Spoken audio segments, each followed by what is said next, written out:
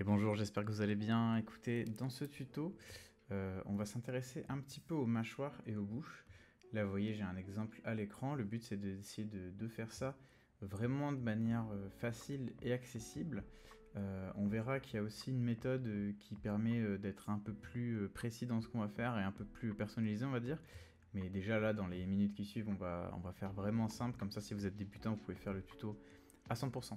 Il va falloir en deux temps, en gros, créer un espace pour rentrer la mâchoire et importer des dents. Sachant qu'on pourra évidemment faire un autre chapitre où on crée les dents nous-mêmes de zéro en partant de cubes. Mais là, pour une introduction aux bouches et aux mâchoires, on va faire avec ce que nous donne ZBrush. Allons un petit peu naviguer dans la Lightbox. On va pouvoir chercher ici, dans le panneau Lightbox Tool, un Nick-Human. Nick-Human, c'est un modèle qui vient avec un crâne. Et donc ce crâne, en fait, si on le sélectionne, on peut cliquer ici sur le Make Polymesh 3D.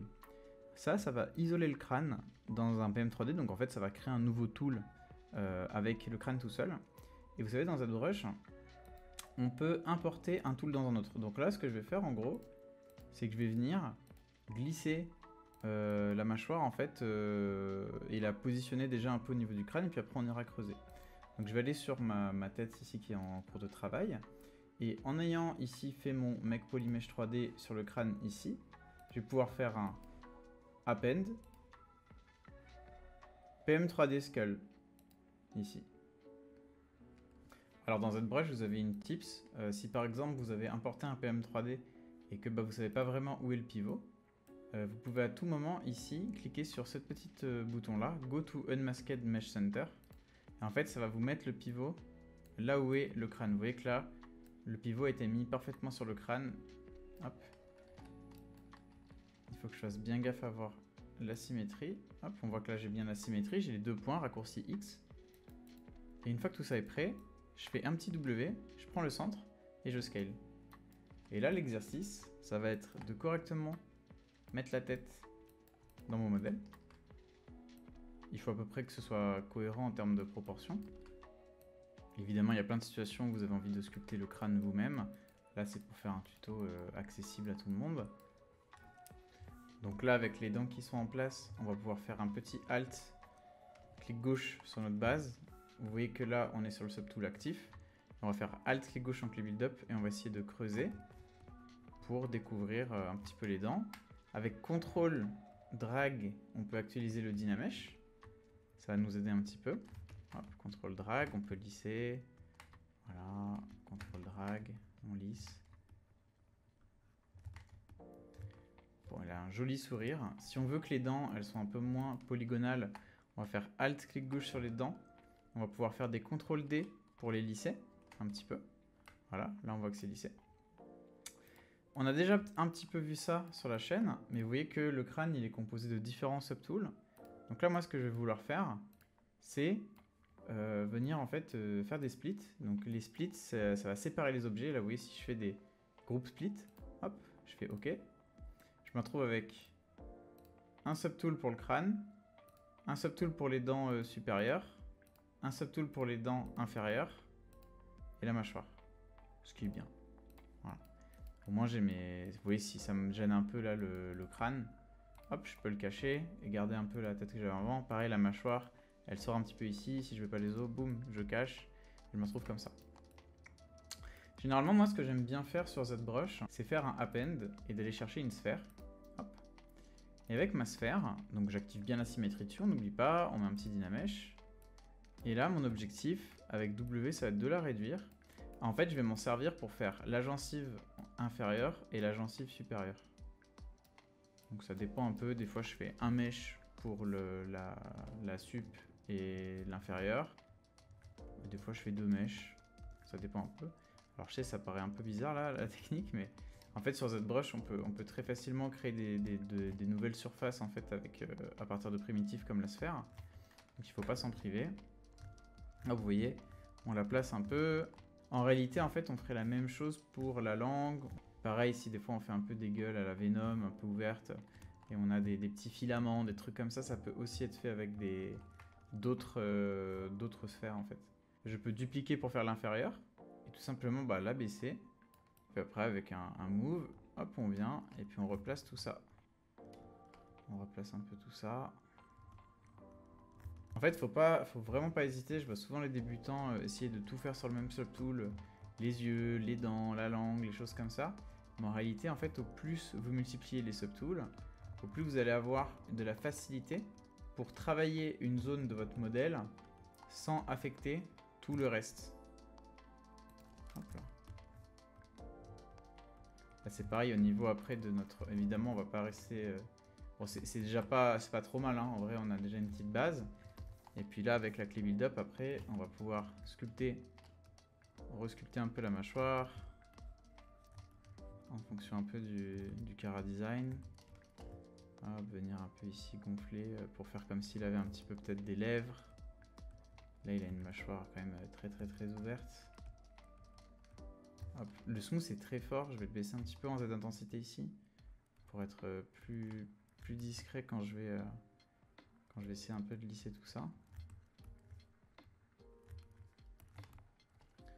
Move, on peut aussi, si on a envie, alors peut-être pas comme ça, mais en fait on peut remonter un petit peu pour que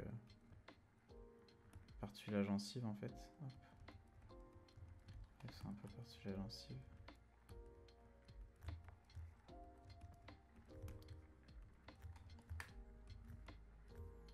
Généralement après ce que je fais c'est que sur les gencives, donc je me mets en mode Dynamesh, j'actualise bien le Dynamesh et je monte un peu la résolution, ici du Dynamesh. Hop, je monte un peu la résolution. Et après en fait je vais essayer de faire comme les emplacements des dents. Donc en fait là je vais sculpter un peu comme ça. Vous voyez je prends la clé build-up et je mets des coups de crayon très simples. Et je viens boursoufler l'endroit où la dent s'insère dans la gencive. Voilà, ça fait un effet...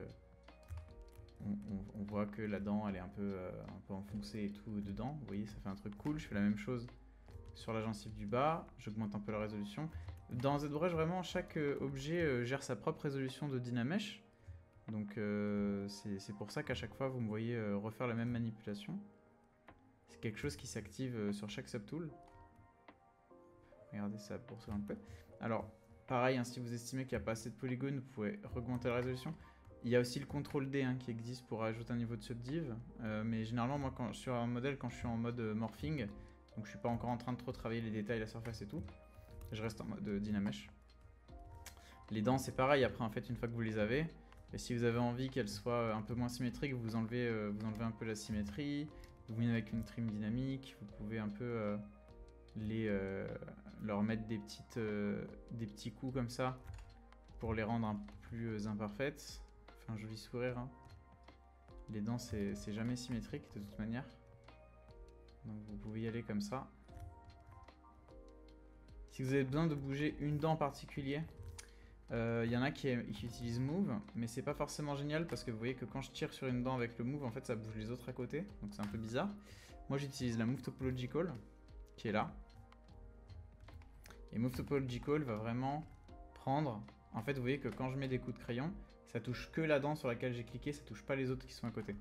Donc si vous avez besoin par exemple sur moi de faire des incisives beaucoup plus pointues, bah, vous venez comme ça avec une Move Topological et puis vous élargissez un peu, mais vous voyez, on n'a pas besoin forcément de séparer toutes les dents une par une dans des subtools à part. On peut quand même on peut travailler un petit peu avec la Move Topological, qui est une très bonne brosse pour faire ça.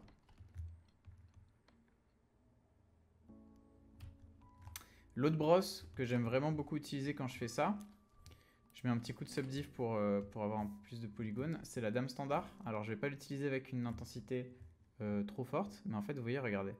Elle vient plier un peu la peau. Là, ça donne vraiment l'effet gencive. En fait, je plie beaucoup.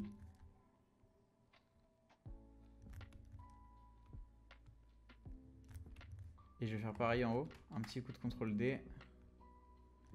Les marques que j'ai laissées... Oui, j'ai pas trop lissé avec ma clé build-up parce qu'en fait, les marques que j'avais laissées sur la clé build-up m'aident à bien avoir le repère des dents et à pouvoir continuer mon travail sur les gencives après avec la dame standard. Évidemment, les dents, hein, on peut replacer un petit peu si c'est pas exactement là où ça devrait être. On prend la move, on replace un peu. Voilà. Et je vais faire un peu la même chose sur les côtés. En fait, vous voyez là, bon, la tête, normalement là, à ce stade-là, je continuerai un peu à sculpter le corps et tout parce qu'il est encore très très rough. Donc c'est pas un moment où normalement je montrerai beaucoup la résolution. Mais admettons que je suis satisfait, que j'ai envie de monter un petit peu la résolution. Donc je vais monter la résolution de mon Dynamesh, je vais lisser un petit peu le modèle.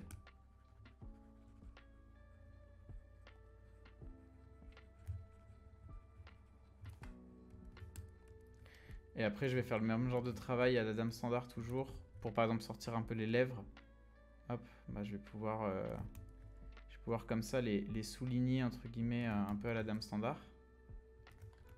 Faire les petits plis de peau aussi, avoir peut-être une intensité un peu plus forte. Et venir faire des plis de peau sur les côtés. Hop, des petites rides parce que c'est des endroits où la mâchoire se plie un petit peu. Donc vraiment, vous voyez en fait mon workflow. Pour faire ce genre de perso, de visuel, tourne sur pas beaucoup de brosses. Hein. Après, c'est surtout de la mémoire, un peu de travail sur ces brosses-là, bien les avoir en main quand on travaille avec. Vous voyez qu'en fait, là, ce qui est intéressant, c'est qu'on a bien différencié les différentes zones de la bouche. Gencives, dents, les lèvres. C'est des lèvres de monstre, évidemment, mais on les a quand même un petit peu faites. Et on pourra encore venir accentuer encore plus quand on sera après derrière sur la texturing et qu'on pourra faire des changements de teinte de peau parce que les lèvres par exemple seront plus noires ou voilà, avec la couleur. Après ça va encore ajouter du contraste sur tout ça. Pour enrichir un tout petit peu le tuto avant de conclure, je voulais vous montrer un petit peu, alors j'ai déjà fait plusieurs fois sur la chaîne, mais que j'utilise un peu des alphas. Donc vous mettez par exemple ici une brosse clé, vous changez la stroke pour la passer en mode spray. Vous allez venir choisir un alpha assez cool. Et puis après, enfin assez cool, qui correspond un peu à ce que vous voulez. Et après avec votre pinceau comme ça, vous pouvez venir suggérer parfois un petit changement de texture. Ça peut aider éventuellement sur certaines zones. Par exemple, vous pouvez avoir des gencives qui sont très très lisses. Et dès qu'on revient sur la peau du personnage, à ce moment-là, ça rebascule sur quelque chose qui est plus granuleux. Et voilà, c'est important quand vous êtes sur un personnage de varier un petit peu l'utilisation des surfaces, enfin le sentiment un peu qu'ont les surfaces, même si en réalité, c'est un travail que je vous conseille de faire quand vous êtes bien sûr de votre anatomie pour votre personnage et que vous avez déjà placé en fait vos plis de peau, les rides. Vous voyez là, je suis sur un modèle où j'avais encore j'ai des endroits qui sont pas du tout lissés et tout à gauche. C'est pas le bon moment normalement pour faire ça. Voilà. Je le montre pour un peu enrichir le tuto, mais soyez vigilant au moment auquel vous passez sur les détails. Une erreur de débutant, c'est de vouloir aller trop vite en fait sur ces détails-là et de se concentrer sur le détail que vont procurer ces petites surfaces ici. Alors qu'en fait, le gros du visuel qui fait que le personnage y fonctionne ou qui fonctionne pas, c'est l'anatomie, les grosses lignes, est-ce qu'on arrive bien à lire le personnage, est-ce que les proportions sont agréables ou cohérentes. Souvent, moi, pour vérifier ça aussi, je passe le modèle en noir comme ça. Là, vous voyez qu'il faudrait qu'on fasse un gros travail on voit immédiatement dès qu'on passe, en fait. On les voyait pas forcément quand on était dans ce mode-là. Mais là, en fait, ça nous met en exergue tout ce qui va pas, en fait, sur le modèle. Donc là, bah oui, c'est trop polygonal. On n'est pas du tout bon là-dessus au niveau du crâne et tout. Et c'est pas trop mal. Voilà. Vous avez un peu une partie de mon workflow. Le but, c'était pas que ce soit une vidéo qui soit trop longue non plus. J'espère que ça vous a plu. N'hésitez pas à me montrer, à venir sur Discord pour me montrer un peu ce que vous avez fait sur ce petit test. Et puis on aura tous des monstres très souriants pour Noël. Voilà. Allez, je vous souhaite une très bonne journée, c'était Maxime, à plus tard.